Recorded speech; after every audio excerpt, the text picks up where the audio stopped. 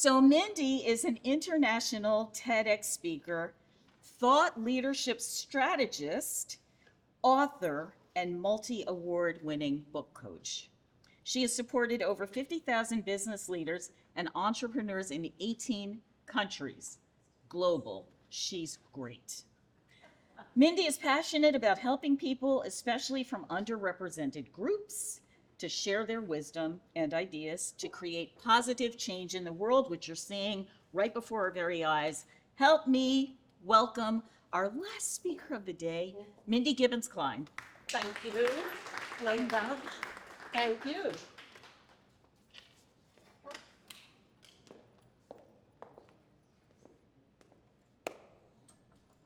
I'm gonna get a scholarship to King's College. I probably shouldn't brag, but dang, I amaze and astonish. The problem is, I got a lot of brains, but no polish. I gotta holler just to be heard. With every word I drop knowledge. I'm a diamond in the rough, a shiny piece of coal, trying to reach my goal. My power of speech unimpeachable. Only 19, but my mind is older. These New York City streets getting colder. I shoulder every burden, every disadvantage. I don't have a gun to brandish. I walk these streets famished. The plan is to fan this spark into a flame, but it's getting dark, so let me spell out my name. I am Mindy G.K.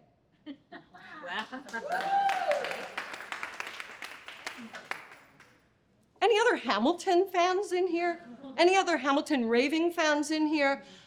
Let me tell you my Hamilton experience, which is still going on, by the way.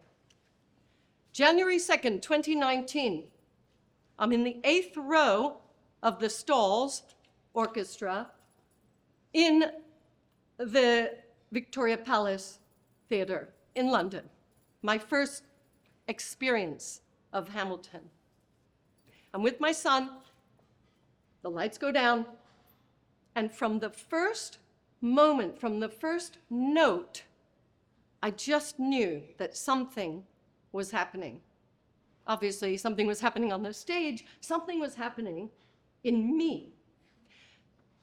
And I was mesmerized, and I loved every minute of it. I could go on, but I have other things to talk about today. What happened next, though, was truly incredible. The next day, I'm working from home, and I live in a semi-detached house. Do you know what that is? We share a wall, a party wall. And so you can sometimes hear things on the other side. We're used to it. What I was not used to was the fact that our next door neighbors were starting a renovation project on January 3rd. They told us, but I'd forgotten. Bang, bang, bang, bang, bang. Drill, drill, drill, drill, drill, baby. No, drill. And we had the loudest noise in my kitchen. I couldn't even have a Zoom call. I know, I have other rooms. But I like working in the kitchen. The light is good. So what did I do?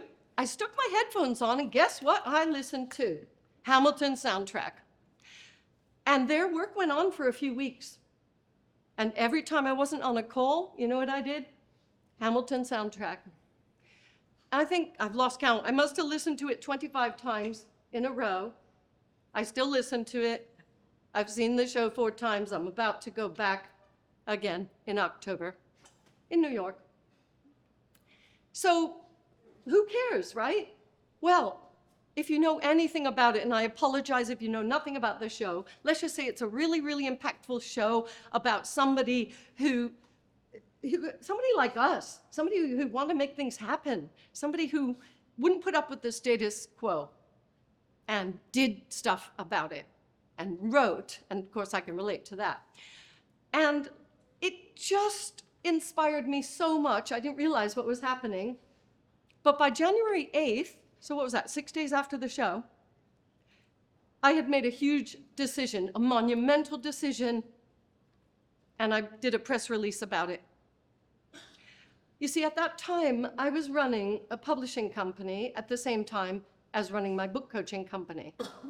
And the two went hand in hand, but apologies to any people who I published. I did a great job. No, I did, but it wasn't my flame, as they say. No, because I keep looking at Julie. And we did a great job, and we never let you down, but I let myself down for running it for 10 years while I should have been selling it. Finally sold it, by the way. But at that time, it bothered me that the books that were being written and published did not represent our society, our wonderful, beautiful, diverse society. Because what I noticed at the time was that the people who tended to step up to write and publish books were, for the most part, straight, able-bodied, middle-aged, middle-income white guys. Got it, whoever. I was supposed to get all of those right. And the thing is, that's not our society, is it? I mean, we like what I just said, those guys. I'm married to one. And, and yet, I knew that something had to change. And I really feel it was the Hamilton energy or spirit or, demon or something that got inside me. And I made this huge decision and announcement. I decided that from that day on, 80% of my client list was going to be reserved for people from underrepresented groups. That was 2019. We got to the end of 2019. Lo and behold, we hit 80%. I had to try really hard because sometimes if people don't see books on the shelves written by people like them, they think, oh, I don't have a chance. And you know what? They're right. Because, and I've been quoted many times for saying this since then, left to chance, some people don't get a chance. Left to chance, some people don't take up their chance. And we have to prioritize, we have to be proactive, we have to go above and beyond many times in order to level that playing field. I was put here to help great people do great things, and that's all people. And so that inclusive spirit was really important and still is. It's still part of what I do. So we do have to do that. By the way, I've got a few gifts for you, but the first gift I'm going to give you is a statement. If you see something, say something. Now, I came up with that first, and I did. Transport for London copied me, and then the MTA copied them. This is how it happened. Wow. Yeah, this is my view of the world. So, it's how, as far as I'm concerned, I said it first. No, we see things all the time, right? If we see something, we should say something or do something.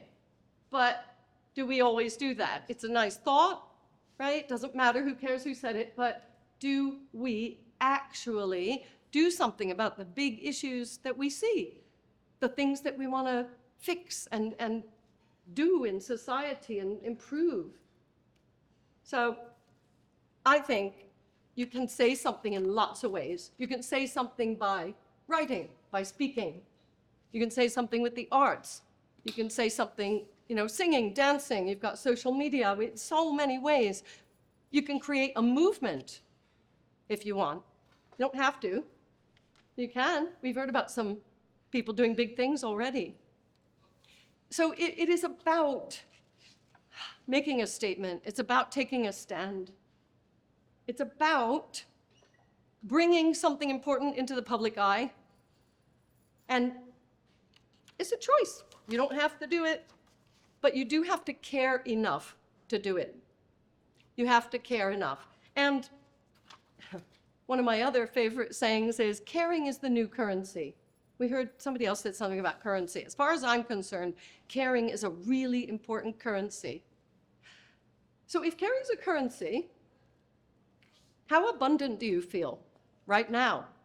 Do you feel you have a lot to give in terms of caring? Or are you feeling a bit depleted, a bit poor, less wealthy? And if you don't have that energy to care, it is difficult, isn't it? Especially in challenging, uncertain times. I get it. However, if you see something and you don't say something, I think it creates some unrest inside. I think it really something is begging you to do something, like I sat there, what do I do with this Hamilton-inspired energy, this inspiration? So I think it's always worth stopping and assessing our behavior. Do you agree? We reflect. Those of us who are thoughtful leaders, we do this a lot. And it's worth looking at how we respond to life's curveballs and challenges. You've heard a lot of the speakers talking about it today. And so it should be quite familiar now. We've heard a few pandemic stories. Here's mine, and it's not what you think. One day during the pandemic, I was sitting again in my kitchen. Funny enough, there must be some special energy there. And this thought suddenly occurred to me. And the thought went like this. Over the years, my income has gone up. It's significantly gone up, over 10, 20 years.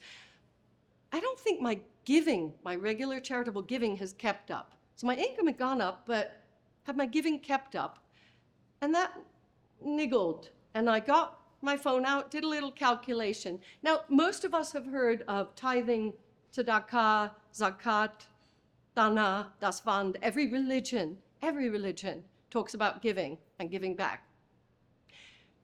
I didn't think my number was going to be 10% because I already had this suspicion. I didn't think it was going to be 5%. I wasn't sure. I looked at the phone and I was shocked. It wasn't even 1%. It was about 0.5%. So I was judging myself. You can judge me.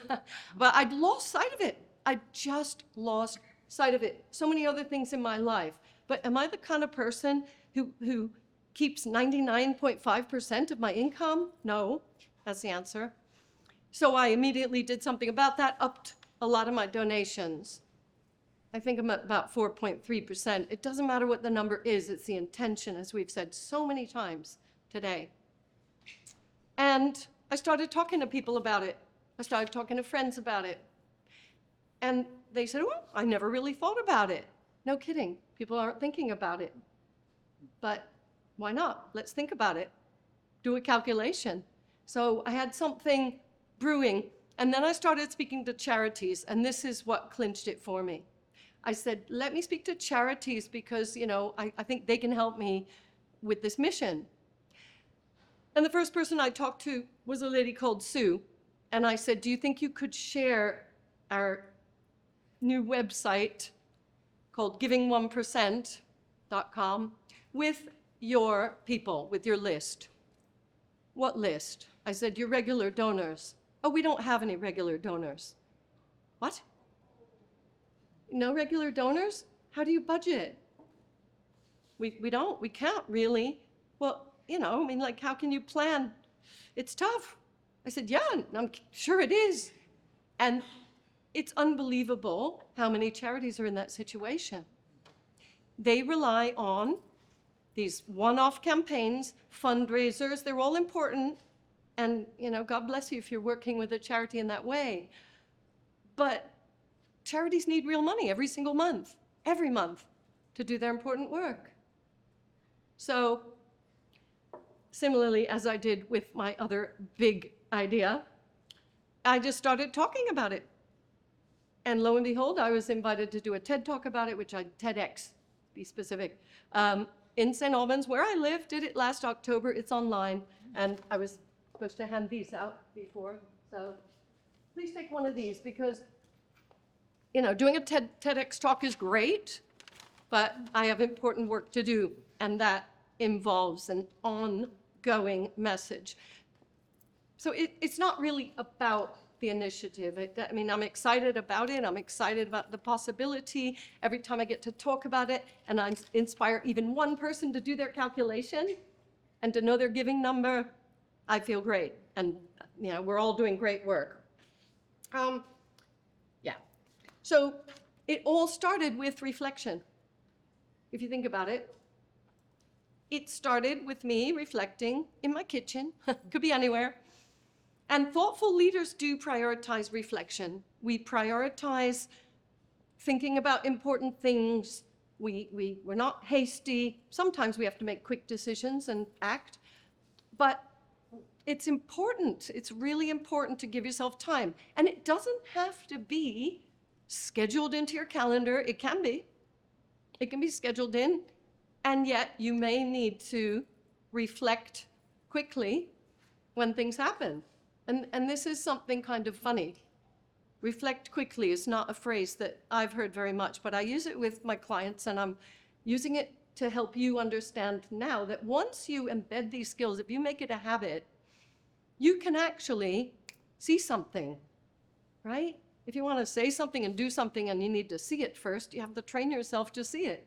You have to notice. You have to care enough to notice, right? We said caring is a currency. So that is the only thing that's being asked of us if we want to be thoughtful leaders. If we want to be thoughtful leaders, we have to get this habit of reflection, into our body, into our muscle memory, so that when stuff happens, you can just make sure you react and respond. I've done it about 8 times today alone, and somebody said, I didn't notice anything, right, Ellen? She didn't notice anything. Maybe 9 times we've had to.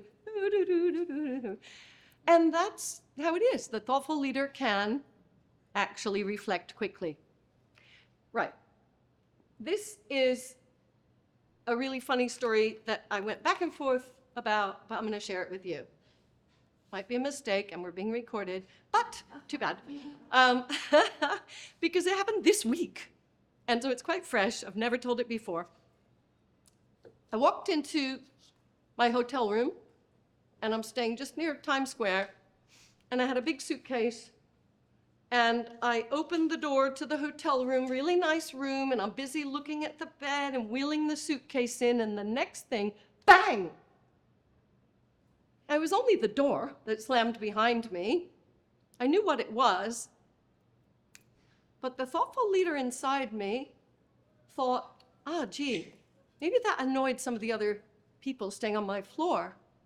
And I was quite proud of myself for the thought, not for what I'd done, but for the thought. And what happened the next time I left the room. I did the handle, I closed. I mean, it wasn't 3 a.m, luckily.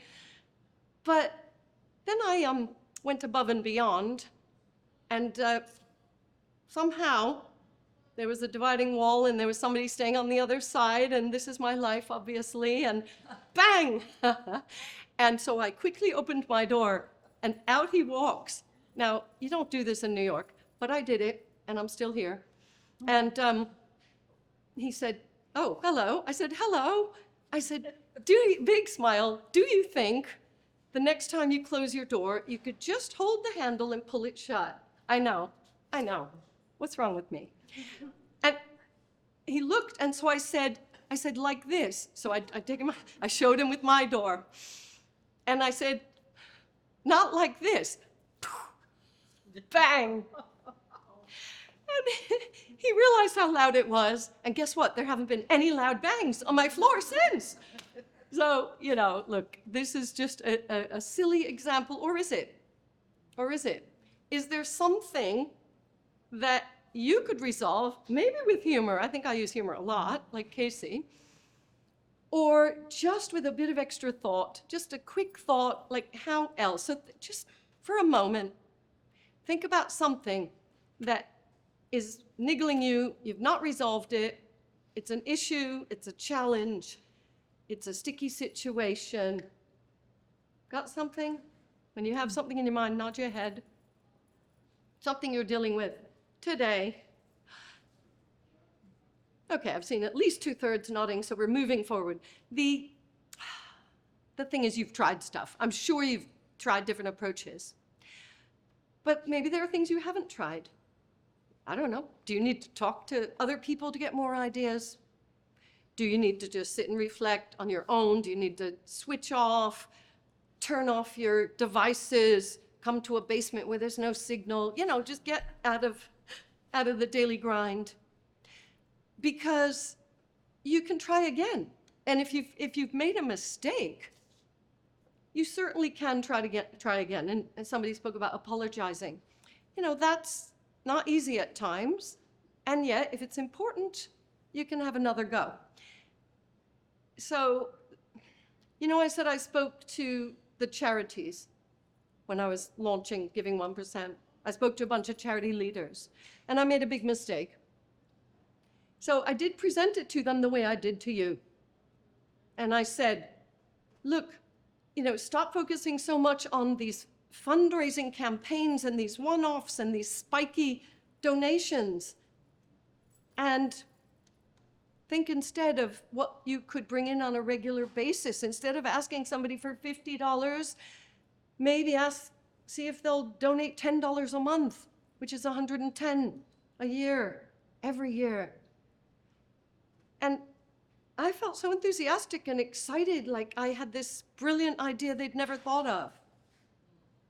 And many of them, I could feel the response cooling.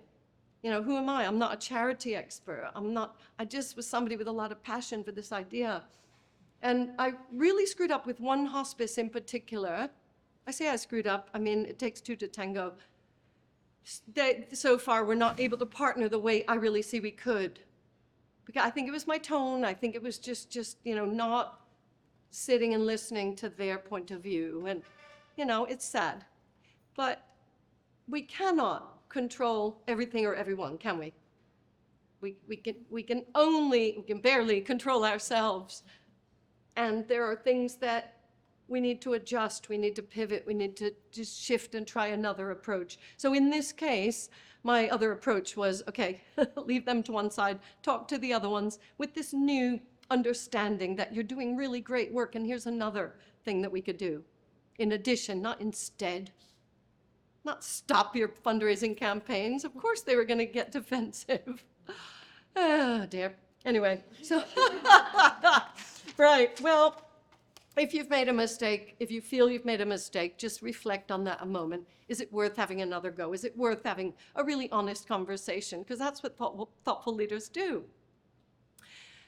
If you want to be a thought leader or a thoughtful leader, and you want to be writing and speaking and recognized as such, I personally believe that your message and content creation, everything you say, everything you do, everything that shows up online needs to be more thoughtful than ever. And I really feel that thoughtful leadership is more essential than ever before. And we're the right people to do it. You're in the right room. You came to the right event. You've definitely had the right conversations and insights. And I hope you will take this thoughtful leadership forward and pay it forward and be that beacon of thoughtful leadership in the world that we really need. Thank you.